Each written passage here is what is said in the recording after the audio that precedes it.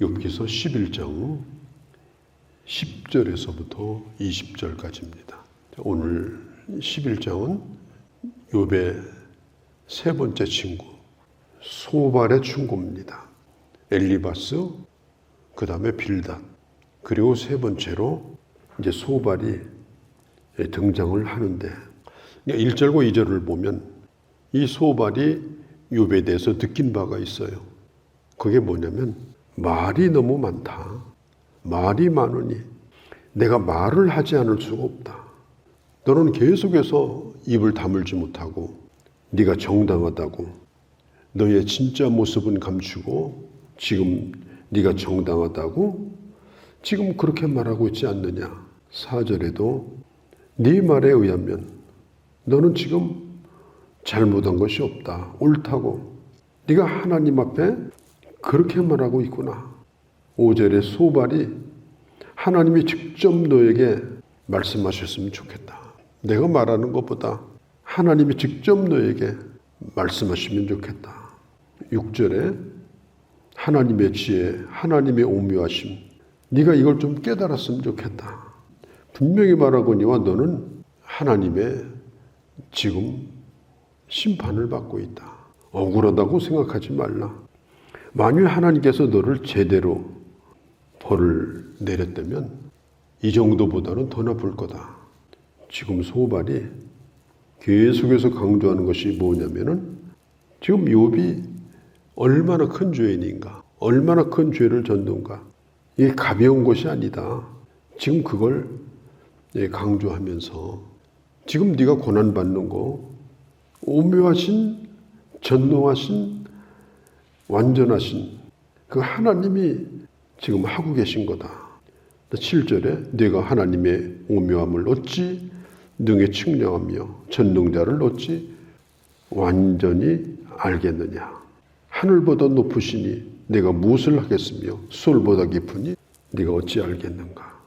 하나님은 하늘보다 높으시고 저 땅속 깊은 곳, 수월이라고 하는 말은 땅속을 가르쳐요.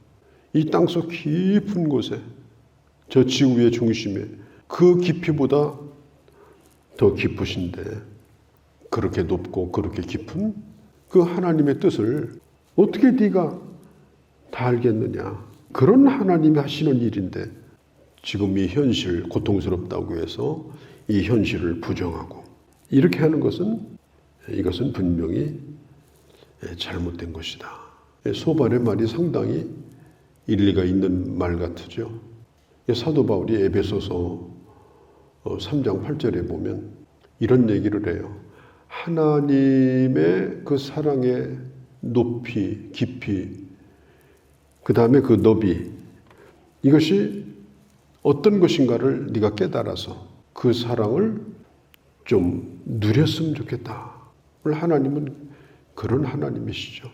또 우리가 겪는 일도 그런 하나님 안에서 겪는 거고 우리가 사는 것도 그런 하나님의 울타리 안에서 우리가 살아가는 것이니 어떻게 하나님과 상관이 없겠냐.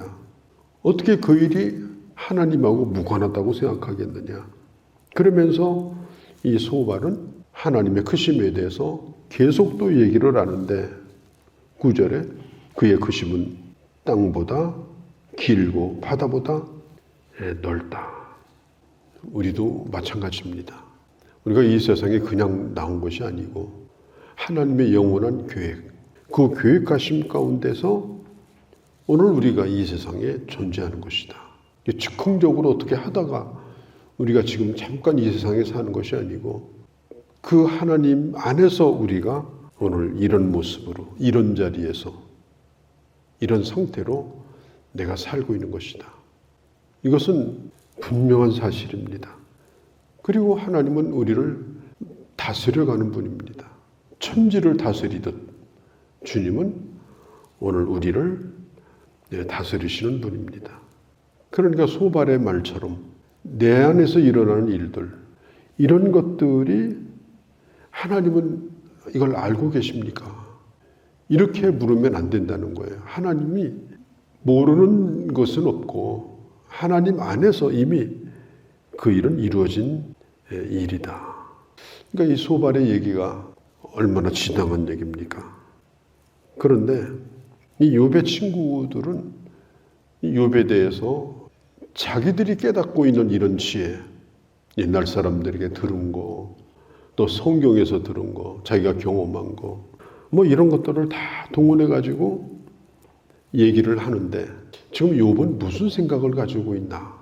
욥의 지혜는 과연 어느 정도인가? 이런 것들이 지금 궁금한 거예요. 사람이 고난을 당하면 두 가지를 생각합니다.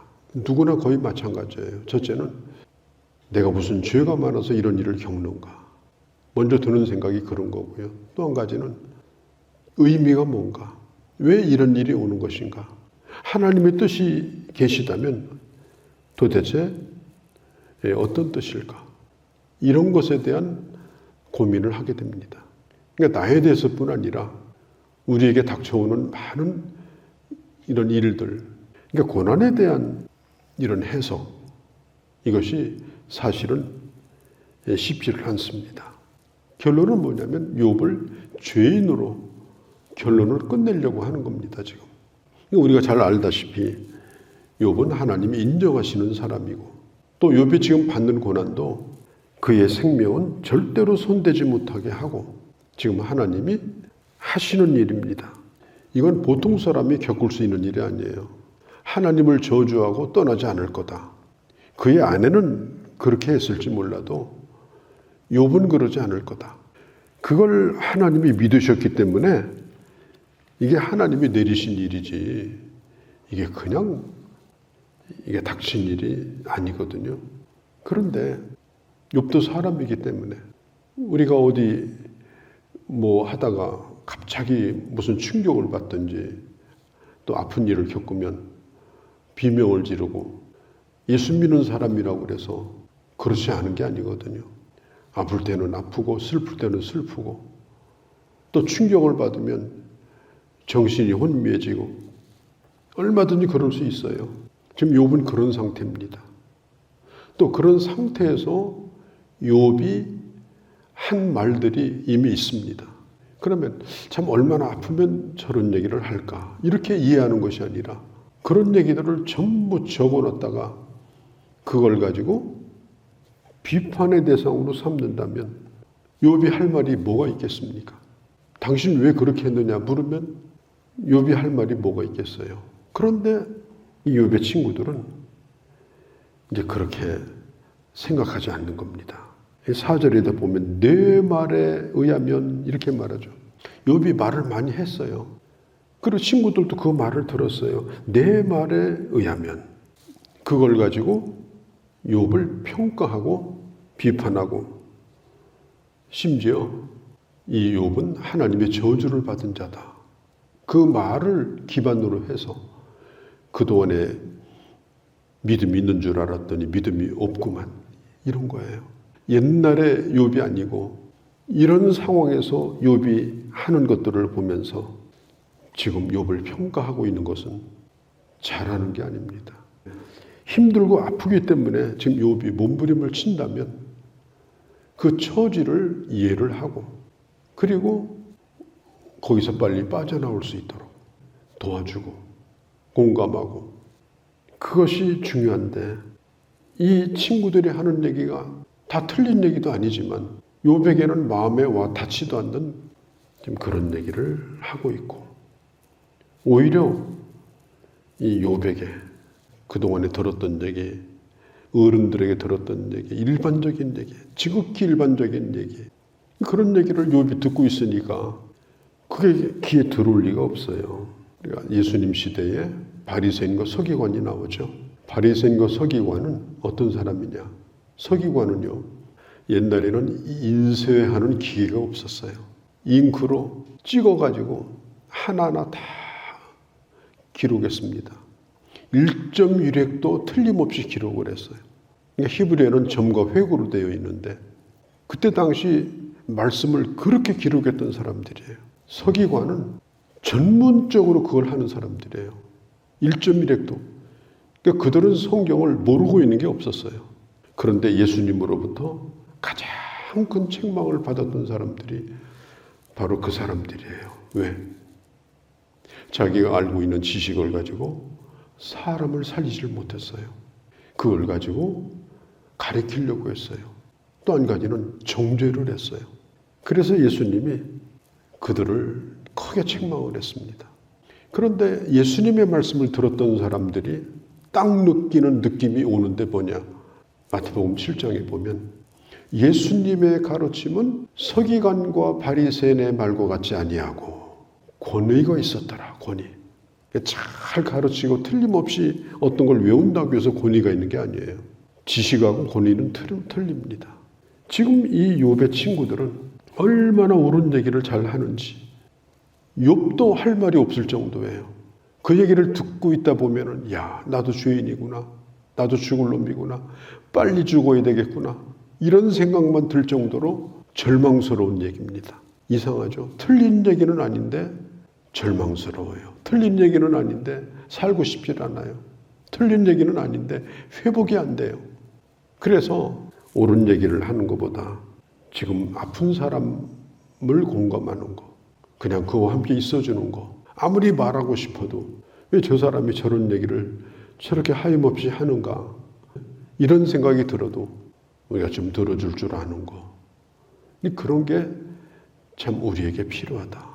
오늘 욥의 세 친구의 얘기를 들으면서 우리는 그런 생각을 해보게 되어집니다. 지금 소발의 얘기는 계속해서 지금 이어지고 있어요. 그러면서 11절에 12절 보면 하나님은 사람을 외모로 보지 않고 속을 다 들여다보고 안다는 거예요. 하나님이 너를 안다는 거예요. 12절에 허망한 사람은 지각이 없나니 출생함이 들나게와 같다. 고집이 얼마나 센지 길도 안 들여지고 네가 바로 그런 인간이다.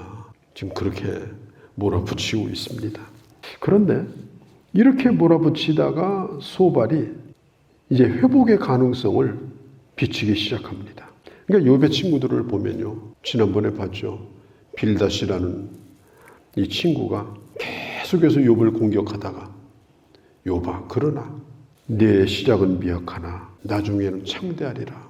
네가 지금 다 망한 것 같고 아무것도 없는 것 같고 그러나 희망은 있다. 다시 시작하면 창대해질 거다. 나름대로 이 희망의 메시지를 전해줍니다. 그러니까 이 친구들 하는 거 보면 옛말이 딱 맞아요. 병 주고 약 준다고. 그러니까 이 소발도 지금 마찬가지입니다.